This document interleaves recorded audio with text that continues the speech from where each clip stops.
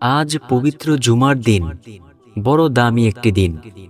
এই জুমার দিনে যদি কোনো মহিলা এই 4টি ইস্তিগফার পাঠ করতে পারে, আল্লাহ তার জীবনের সমস্ত গুনাহগুলোকে ক্ষমা করে দেবেন ইনশাআল্লাহ। প্রিয় দর্শক, এবং তার মনের সকল আশাকে আল্লাহ পূরণ করে দেবেন ইনশাআল্লাহ। প্রিয় দর্শক, ইস্তিগফার একটি দামি আমল। নবীজি সাল্লাল্লাহু আলাইহি ওয়াসাল্লামের কোনো গুনাহ ছিল না, তারপরেও আমাদের মায়ার নবী দৈনিক 100 বার তাওবা ইস্তিগফার করেছেন। তাই আজকের ভিডিওতে আমি এমন 4টি ইস্তিগফারের কথা বলবো, আপনারা অবশ্যই সম্পূর্ণ ভিডিওটি দেখে ভালো করে সেই ইস্তিগফারগুলো শিখে পরবর্তীতে এই ইস্তিগফারগুলো অবশ্যই পাঠ করবেন ইনশাআল্লাহ। তাই আমার বিশ্বাস, যে ব্যক্তি আল্লাহ তাআলাকে ভয় করে সে আজকের ভিডিওটি থেকে অবশ্যই এই ইস্তিগফারগুলো শিখে নেবে ইনশাআল্লাহ, এবং পরবর্তী সময়ে অবশ্যই পাঠ করবে ইনশাআল্লাহ। তো চলুন প্রিয় দর্শক, একে একে প্রত্যেকটি ইস্তিগফারের সাথে আপনাদেরকে পরিচয় করিয়ে দেই। 1 নম্বরে যেই ইস্তিগফারের কথা বলবো সেই ইস্তিগফারটি হলো রব্বানা যালামনা আনফুসানা ওয়া ইল্লাম তাগফির লানা ওয়া তারহামনা লানাকুনান্না মিনাল খাসিরিন। আমি আবার বলছি, রব্বানা যালামনা আনফুসানা ওয়া ইল্লাম তাগফির লানা ওয়া তারহামনা লানাকুনান্না মিনাল খাসিরিন। এই ইস্তিগফারটি অনেক দামি একটি ইস্তিগফার। আমাদের আদি পিতা আদম আলাইহিস সালাম ও আদি মাতা আম্মাজান হাওয়া আলাইহাস সালামকে আল্লাহ তাআলা সৃষ্টি করে জান্নাতের মধ্যে রেখেছেন। আল্লাহ তাদেরকে বললেন, ও আদম ও হাওয়া, তোমরা জান্নাতের মধ্যে সুখে শান্তিতে বসবাস করতে থাকো, তবে তোমাদেরকে আমি আল্লাহ একটা কাজ করতে নিষেধ করতেছি। শোনো, ওই যে গাছটা দেখা যায়, ওই গাছের নিকট ভুলেও যাইবা না, সেইখান থেকে ভুল ক্রমেও ফল খাইবা না। আদম আলাইহিস সালাম ও হাওয়া আলাইহিস সালামকে আল্লাহ তাআলা এই কথা বলে দিলেন। কিছুদিন পর শয়তান তাদেরকে কুমন্ত্রণা দিয়ে তাদেরকে ধোকায় ফেলে সেই গাছ থেকে ফল খাওয়াইলেন। আল্লাহ তাআলা রাগ করে সাথে সাথে তাদেরকে দুনিয়াতে জান্নাত থেকে পাঠিয়ে দিয়েছেন। একজনকে পৃথিবীর এ মাথায়, আরেকজনকে পৃথিবীর আরেক মাথায়, দুইজনকে পৃথিবীর 2 মাথায় রেখেছেন। দুইজন পৃথিবীর 2 মাথায় থেকে দীর্ঘ 350 বছর অঝোর ধারায় কান্না করেছেন। আদম আলাইহিস সালাম বেশি বেশি বলেছেন, রব্বানা যালামনা আনফুসানা ওয়া ইল্লাম তাগফির লানা ওয়া তারহামনা লানাকুনান্না মিনাল খাসিরিন। দয়াময় রব্বুল আলামিনের কাছে এই আমলটা এতটাই পছন্দ হয়েছে যে আল্লাহ তাআলা পবিত্র কোরআনুল কারীমের একটি আয়াত হিসেবে এটাকে দিয়ে দিয়েছেন। সুবহানাল্লাহ। তাই প্রিয় দর্শক, আমরাও যদি আমাদের গুনাহ ক্ষমা করাইতে চাই, তাহলে প্রতিনিয়ত পাঠ করব রব্বানা যালামনা আনফুসানা ওয়া ইল্লাম তাগফির লানা ওয়া তারহামনা লানাকুনান্না মিনাল খাসিরিন। আমরা কি গুনাহের কাজ কম করি? আমরা যে কত গুনাহের কাজ করি, যদি সমাজের মানুষগুলো জানতো, তাহলে সমাজের মানুষ দূর দূর করে তাড়িয়ে দিত। আল্লাহ তাআলা বলেন, ও আমার বান্দা বান্দি, 2 ফোঁটা চোখের পানি ফেলে আমি মহান মালিকের কাছে ক্ষমা চাও। চোখের পানি তোমার নাকের ডগায় আসার আগেই আমি আল্লাহ তোমার জীবনের সব গুনাহ ক্ষমা করে দিব। প্রিয় দর্শক, নবী মুসা আলাইহিস সালাম একদিন একটি খোলা ময়দান দিয়ে যাচ্ছেন। তুর পাহাড়ে যাইতেছেন মহান মালিকের সাথে কথা বলবেন। নবী মুসা আলাইহিস সালাম শুনতে পাইলেন যে একটি পাথরের মধ্য থেকে কান্নার আওয়াজ আসছে। নবী মুসা সেই পাথরের নিকট গেলেন। পাথরের কাছে যাইয়া সেই পাথরকে জিজ্ঞেস করলেন, ও পাথর, তোমার মনে আবার কেমন কষ্ট? তুমি কেনই বা কান্না করো? পাথর বলল, ও নবী মুসা, আমি শুনেছি আল্লাহ তাআলা মানুষ আর পাথরকে দিয়ে জাহান্নামের আগুনকে প্রজ্বলিত করবেন। আচ্ছা, আপনি একটু আল্লাহ তাআলাকে বললেন তো, যাতে আল্লাহ তাআলা আমাকে এই আগুনে জ্বালানোর পূর্বেই ক্ষমা করে দেয়। নবী মুসা আলাইহিস সালাম আল্লাহ তাআলার সাথে কথা বলতে চলে গেলেন। গিয়ে তিনি আল্লাহ তাআলাকে বললেন, ও আল্লাহ, আমি পথিমধ্যে একটা পাথরের সাথে সাক্ষাৎ করলাম। সেই পাথর দেখি কান্না করতেছে। সেই পাথর আমাকে বলেছে আপনি তাকে ক্ষমা করে দিতেন, সে আপনার ভয়ে কান্না করতেছে। আল্লাহ তাআলা বলেন, ও নবী মুসা, তুমি যাওয়ার সময় সেই পাথরকে সুসংবাদ জানিয়ে দিও যে আমি আল্লাহ সেই পাথরের কান্নাকে পছন্দ করেছি এবং তাকে ক্ষমা করে দিয়েছি। নবী মুসা বাড়িতে যাওয়ার সময় সেই পথ দিয়ে আবার যাচ্ছেন। নবী মুসাকে ওই পাথর জিজ্ঞেস করল, ও নবী মুসা, আপনি কি আমার জন্য কোনো সংবাদ এনেছেন? নবী মুসা বলল, হ্যাঁ, আল্লাহ তাআলা জানিয়ে দিয়েছে যে আল্লাহ তোমাকে ক্ষমা করে দিয়েছে। নবী মুসা আলাইহিস সালাম চলে গেলেন। কিছুদিন পর আবার যখন তিনি আল্লাহ তাআলার সাথে কথা বলতে যাইতেছেন, এখন তিনি শুনতে পাইলেন সেই পাথরের মধ্য থেকে আগের চেয়েও বেশি পরিমাণে কান্নার আওয়াজ আসছে। নবী মুসা সেই পাথরের নিকট যাইয়া জিজ্ঞেস করলেন, ও পাথর, কিছুদিন পূর্বেই তো আল্লাহ তোমাকে জানিয়ে দিয়েছে যে আল্লাহ তোমাকে ক্ষমা করে দিয়েছে, তুমি আবার কেন কান্না করো? সেই পাথর যে জবাবটা দিয়েছিল, সেই জবাবটা সারা দুনিয়ার মানুষের জন্য একটি এলান স্বরূপ। ওই পাথর বলল, ও নবী মুসা, আমার মতো একটি নগণ্য পাথরকে একটু কান্না করার কারণে আল্লাহ ক্ষমা করে দিয়েছেন। আমার বুঝতে বাকি নেই যে কান্নাকে আল্লাহ অনেক বেশি পছন্দ করেন। আল্লাহ তাআলার পছন্দনীয় জিনিসটা আমি বেশি বেশি পরিমাণে করব না, এটা কি কখনো হয়? তাই আমি পূর্বের তুলনায় কান্নার মাত্রা আরো বেশি বাড়িয়ে দিয়েছি। সুবহানাল্লাহ। প্রিয় দর্শক, বুঝতে পেরেছেন?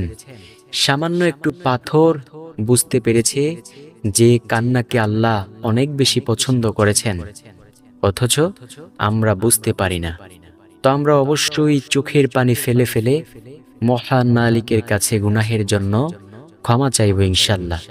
প্রথম নাম্বার ইস্তিগফার হলো, রব্বানা যালামনা আনফুসানা ওয়া ইল্লাম তাগফির লানা ওয়া তারহামনা লানাকুনান্না মিনাল খাসিরিন। দ্বিতীয় নম্বরে যেই ইস্তিগফারের কথা বলবো, সেই ইস্তিগফারটিও দামি একটি ইস্তিগফার। নবীজি সাল্লাল্লাহু আলাইহি ওয়াসাল্লামের সাহাবে কেরামগণ বলেন, আমরা নবীজির পেছনে নামাজ আদায় করতাম। আমরা সব সময় শুনতে পাইতাম নবীজি সাল্লাল্লাহু আলাইহি ওয়াসাল্লাম প্রত্যেক ফরজ নামাজের পর সালাম ফেরানো মাত্রই তিনি 3 বার বলতেন, আস্তাগফিরুল্লাহ, আস্তাগফিরুল্লাহ, আস্তাগফিরুল্লাহ। প্রিয় দর্শক, আস্তাগফিরুল্লাহ হলো সবচেয়ে ছোট্ট ইস্তিগফার। নবীজি সাল্লাল্লাহু আলাইহি ওয়াসাল্লাম প্রত্যেক ফরজ নামাজের পর সালাম ফেরানো মাত্রই 3 বার এই ইস্তিগফার পাঠ করতেন। নবীজি সাল্লাল্লাহু আলাইহি ওয়াসাল্লাম বলেন, ও আমার উম্মতেরা শোনো, তোমাদের গুনাহ যদি পাহাড় পরিমাণ হয়ে থাকে, আল্লাহ তাআলার রহমত এর চেয়েও বেশি। সুবহানাল্লাহ। তোমরা আল্লাহর কাছে ক্ষমা চাইতে দেরি করবা, আল্লাহ গুনাহ ক্ষমা করতে দেরি করবেন না। সুবহানাল্লাহ, আল্লাহু আকবার। নবী মুসা আলাইহিস সালামের জামানায় একজন মূর্তি পূজক ছিল, যিনি সব সময় মূর্তিকে সামনে নিয়ে সনাম সনাম সনাম সনাম বলতো। দীর্ঘ 350 বছর সনাম সনাম বলতেছিল। হঠাৎ করে তার জবান দিয়ে একদিন ভুলক্রমে বেরিয়ে গেল সমাদ। এটা হলো আল্লাহ তাআলার একটি গুণবাচক নাম। আল্লাহ তাআলার সাথে সাথে আওয়াজ দিলেন, ও আমার বান্দা, আজ এত বছর পর কেন তুমি আমাকে স্মরণ করেছ? বলো, তোমার কি চাই? ওই ব্যক্তি বলল, আপনি কি? আল্লাহ তাআলা বলেন, আমি তোমার রব। তুমি যেই সনাম সনাম বলতেছিলে সে তোমাকে সৃষ্টি করে নাই। আমি সমাদ, আমি আল্লাহুস সামাদ, তোমাকে সৃষ্টি করেছি। ওই ব্যক্তি বলল, এই যে দীর্ঘ 350 বছর এই সনাম সনাম বলার পরেও কোনো দিন জবাব পাইলাম না, আজকে ভুলক্রমে সমাদ বলার পরে জবাব পাইলাম, আমি আর বিধর্মী থাকব না। সে সাথে সাথে নবী মূসা আলাইহিসসালামের উপর এবং আল্লাহ তাআলার উপর কালিমা পড়ে মুসলমান হয়ে গেল। সুবহানাল্লাহ। নবী মূসা আল্লাহ তাআলাকে জিজ্ঞেস করলেন, আল্লাহ, সে তো ইচ্ছা করে আপনাকে ডাকে নাই, সে তো ভুল করে আপনাকে ডেকেছে, এতেও আপনি সাড়া দিয়ে ফেললেন। আল্লাহ তাআলা বলেন, ও নবী মূসা শোনো, কেউ যদি আমাকে ভুলেও ডাকে তারপরেও আমি তার ডাকে সাড়া দিয়ে দেই। সুবহানাল্লাহ, আল্লাহু আকবার। কারণ আমি আল্লাহ তাআলার মায়া অনেক বেশি। আমি আল্লাহ চাই না কেউ যাতে জাহান্নামে যায়, আমি চাই সবাই জান্নাতে যাক। এর দলিল হিসেবে আল্লাহ তাআলা জান্নাতের দরজা বেশি বানিয়েছেন, জাহান্নামের দরজা কম বানিয়েছেন। জান্নাতের স্তর হলো 8টি, জাহান্নামের স্তর হলো 7টি। নবী মূসা আল্লাহ তাআলাকে জিজ্ঞেস করলেন, আল্লাহ, আপনার কেমন মায়া আমি একটু দেখতে চাই। এই যে ফেরাউন আমাকে এমন কষ্ট দেয়, তার দলবল আমাকে এমন কষ্ট দেয়, আপনি তো পারেন তাদেরকে ধ্বংস করে দিতে, তাহলে তো সে আর আপনাকে গালিগালাজ করতে পারে না, আমাকেও কষ্ট দিতে পারে না। আল্লাহ তাআলা বলেন, ও নবী মূসা, আমার অনেক মায়া হয় তাকে ধ্বংস করতে, তাই আমি তাকে ধ্বংস করি না। নবী মূসা বললেন, আল্লাহ, এটা আবার কেমন মায়া যে আপনাকে দিনভর গালিগালাজ করে, যে আপনার একাত্মবাদ নিয়ে প্রশ্ন তোলে, তার প্রতি আবার কেমন মায়া? আল্লাহ তাআলা বলেন, ও নবী মূসা, তুমি কি দেখতে চাও কেমন মায়া? নবী মূসা বললেন, আল্লাহ, আমি দেখতে চাই। আল্লাহ তাআলা বলেন, ঠিক আছে, তুমি কিছু মাটির পুতুল বানাও। নবী মূসা মাটির পুতুল বানাইলেন। আল্লাহ বলেন, বানানো কি শেষ হয়েছে? নবী মূসা বলল, হে আল্লাহ, শেষ হয়েছে। আল্লাহ তাআলা বলেন, এইবার এগুলোকে ভেঙে ফেলো। নবী মূসা বললেন, এই সবেমাত্র বানাইলাম, একটু মানুষকে দেখাবো, তারপর ভাঙবো। আল্লাহ, এগুলো ভাঙতে আমার কাছে মায়া লাগতেছে। আল্লাহ তাআলা বলেন, ও নবী মূসা, যেই সামান্য পুতুলগুলো তুমি বানিয়েছ, এই পুতুলগুলো তো তোমাকে কোনোদিন ডাকতেও পারবে না, তোমাকে সে স্মরণ করতে পারবে না, তোমার সাথে হাসিও দিতে পারবে না, কথাও বলতে পারবে না। এই পুতুলের জন্য তোমার মায়া হচ্ছে। আর আমি আল্লাহ যেই বান্দাবান্দিগুলোকে আদর করে বানাইছি, সেই বান্দাবান্দিগুলো তো কথা বলে, মানুষের সাথে হাসি ঠাট্টা করে, মানুষের সাথে কথা বলে। আমি আল্লাহর কি একটু মায়া লাগে না? ও নবী মূসা, বুঝতে পেরেছ? নবী মূসা বললেন, আল্লাহ, আমার বুঝতে বাকি নেই যে আপনি এতটা রহমান, এতটা রহিম। সুবহানাল্লাহ। তো দ্বিতীয় নাম্বার যেই ইস্তিগফারের কথা বলেছিলাম, সেই ইস্তিগফারটি হলো প্রত্যেক ফরজ নামাজের পর বলা আস্তাগফিরুল্লাহ, আস্তাগফিরুল্লাহ, আস্তাগফিরুল্লাহ 3 বার বলা। তৃতীয় নাম্বার যেই ইস্তিগফারের কথা বলবো, সেই ইস্তিগফারটি হলো আল্লাহুম্মা আনতা রব্বি লা ইলাহা ইল্লা আনতা খালাকতানি ওয়া আনা আবদুকা ওয়া আনা আলা আহদিকা ওয়া ওয়াদিকা মাস্তাতাতু আউযু বিকা মিন শাররি মা সানাতু আবু লাকা বিনিগমাতিকা আলাইয়া ওয়া আবু বিজামবি ফাগফিরলি ফাইন্নাহু লা ইয়াগফিরুজ যুনুবা ইল্লা আনতা। এটা হলো সাইয়্যিদুল ইস্তিগফার। হাদিসের ভাষায় এই ইস্তিগফারটি অনেক বেশি দামি, সবচেয়ে দামি ইস্তিগফার। নবীজি বলেন, ও আমার সাহাবীরা শোনো, কোনো ব্যক্তি যদি সকালবেলা এই ইস্তিগফার পাঠ করে, সে যদি সন্ধ্যা হওয়ার আগেই মারা যায়, তবে সে জান্নাতি হয়। আবার কোনো ব্যক্তি যদি সন্ধ্যাবেলা এই ইস্তিগফার পাঠ করে, সে যদি সকাল হওয়ার আগ পর্যন্ত যে কোনো সময় মারা যায়, সে জান্নাতি হয়। সুবহানাল্লাহ, আল্লাহু আকবার। নবী মূসা আলাইহিস সালামের কাছে বনী ইসরাইল গোত্রের মানুষেরা আইসা বলল, ও নবী মূসা, আমাদের এই গোত্রের মধ্যে আজ কতদিন যাবৎ বৃষ্টি হচ্ছে না। আপনি তো সবসময় আল্লাহর সাথে কথা বলেন, আপনি একটু আল্লাহ তাআলাকে বইলা দেখেন তো, যে আল্লাহ তাআলা বৃষ্টি দান করবেন কিনা? নবী মূসা বললেন, ঠিক আছে, চলো আমরা সবাই মিলে একটি খোলা ময়দানে যাই, আমরা আল্লাহর কাছে দোয়া করি। সবাই নবী মূসা আলাইহিস সালামের কথা মতো খোলা ময়দানে গেল এবং আল্লাহর কাছে দোয়া করতে লাগলো। আল্লাহ তাআলা সাথে সাথে জানিয়ে দিলেন, ও নবী মূসা, আপনি যদি আপনার জীবদ্দশা এইখানে কাটাইয়াও দোয়া করেন, তারপরেও আমি আল্লাহ দোয়া কবুল করব না, বৃষ্টি দান করব না। নবী মূসা বললেন, কেন আল্লাহ, আমি কি কোনো অন্যায় করেছি? আল্লাহ তাআলা বলেন, ও নবী মূসা, আপনি অন্যায় করেননি, তবে আপনি যেই মজলিসের মধ্যে আছেন সেই মজলিসের মধ্যে একজন 40 বছরের গুনাহগার যুবক রয়েছে। ওই যুবক যতক্ষণ পর্যন্ত মজলিস থেকে না উঠবে ততক্ষণ পর্যন্ত আমি আল্লাহ দোয়া কবুল করব না, বৃষ্টিও দান করব না। নবী মূসা বললেন, কে আছো এমন 40 বছরের নাফরমান, তুমি ময়দান থেকে ভেগে যাও।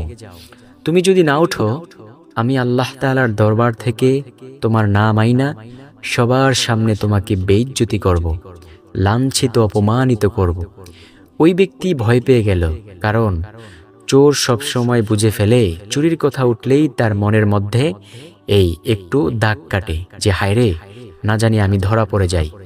তো ওই ব্যক্তি মনে মনে ভাবতে লাগলো, এখন যদি আমি না উঠি, তাহলে যদি নবী মূসা আল্লাহ তাআলার দরবার থেকে না মাইনা সবার সামনে আমাকে বেইজ্জতি করে, আমি তো সবার সামনে চিহ্নিত হয়ে যাব। তখন সে উঠতেও পারে না, বসেও থাকতে পারে না। এইবার সে চক্ষু দুইটা নিচে ঝুঁকাইয়া মহান মালিকের কাছে বলতে লাগলো, আল্লাহ, দীর্ঘ আজ কত বছর ধরে আমি শুধু গুনাহের কাজ করেই চলছি। আপনি রাগ করে আজও পর্যন্ত মানুষের সামনে আমার এই নাফরমানি গুনাহগুলোকে প্রকাশ করেন নাই। আজকে আপনি কেন এমন রেগে গেলেন? আল্লাহ, আমি আপনার সাথে ওয়াদা করলাম আর জীবনেও এই গুনাহের কাজ আমি করব না। আপনি আজকের মতো আমাকে রক্ষা করুন। আমি তাওবার মতো তাওবা করলাম। নবী মূসা হঠাৎ করে দেখলেন যে আকাশটা মেঘাচ্ছন্ন হয়ে গেল, বজ্রপাত করা শুরু করলো, প্রচণ্ড মুষলধারে বৃষ্টি হওয়া শুরু হয়ে গেল। নবী মূসাকে সবাই বলল, ও নবী মূসা, সেই নাফরমান তো উঠল না। আমরা তো চাওয়ার জন্য একটু এই বেকুলতায় ছিলাম, কিন্তু আমরা তো দেখতে পারলাম না। ও নবী মূসা, আপনি কি আমাদের সাথে মিথ্যা কথা বললেন? নবী মূসা আল্লাহ তাআলাকে বললেন, আল্লাহ, সবাই আমাকে প্রশ্নবিদ্ধ করতেছে। আপনি তো বলেছিলেন ওই গুনাহগার নাফরমান যুবক যতক্ষণ পর্যন্ত না উঠবে ততক্ষণ পর্যন্ত আপনি দোয়া কবুলও করবেন না, বৃষ্টিও দান করবেন না। কিন্তু সে তো উঠলই না, আপনি তো দোয়া কবুল করে ফেললেন। আল্লাহ তাআলা বলেন, ও নবী মূসা, আমি যার কারণে বলেছিলাম দোয়া কবুল করব না, আমি তার কারণেই তোমাদের দোয়া কবুল করেছি এবং বৃষ্টি দান করেছি। শোনো, তুমি যখন তাকে ভয়ভীতি দেখিয়েছ, সে আমি আল্লাহর আযাবের ভয়ে এমনভাবে আমার কাছে কান্নাকাটি করেছে, আমি তাকে গোপনেই ক্ষমা করে দিয়েছি এবং তোমাদের এই গোত্রের মধ্যে বৃষ্টি দান করে দিলাম। সে এখন আর গুনাহগার যুবক নেই, সে এখন আমার ওলি। সুবহানাল্লাহ, আল্লাহু আকবার। যুগে যুগে এমনই ভাবে বহু বড় বড় পাপীকে আল্লাহ ক্ষমা করেছেন, আমাদেরকে কেন ক্ষমা করবেন না প্রিয় দর্শক? তাই আমরা অবশ্যই সর্বশেষ নাম্বার ইস্তেগফারটিও বেশি বেশি পাঠ করব। সর্বশেষ নাম্বার যেই ইস্তেগফারের কথা বলবো, সেই ইস্তেগফারটিও দামি একটি ইস্তেগফার। আমরা সবাই শেষ বৈঠকে এই ইস্তেগফার পাঠ করে থাকি, আর সেটা হলো দোয়ায়ে মাসুরা। চলুন একটু শিখে নেই। আল্লাহুম্মা ইন্নী যালামতু নাফসি যুলমান কাসীরাও ওয়া লা ইয়াগফিরুয যুনুবা ইল্লা আনতা ফাগফিরলি মাগফিরাতাম মিন ইনদিকা ওয়ারহামনি ইন্নাকা আনতাল গাফুরুর রহিম। প্রিয় দর্শক, আশা করব এই ভিডিওটি আপনাদের কাছে অনেক বেশি উপকারী হবে। যদি এমন মনে হয় যে উপকারী, তাহলে আপনাদের যারা প্রিয়জন আছে তাদের কাছে অবশ্যই শেয়ার করতে ভুলবেন না। ভালো থাকুন, সুস্থ থাকুন। আসসালামু আলাইকুম ওয়া রাহমাতুল্লাহি ওয়া বারাকাতুহু।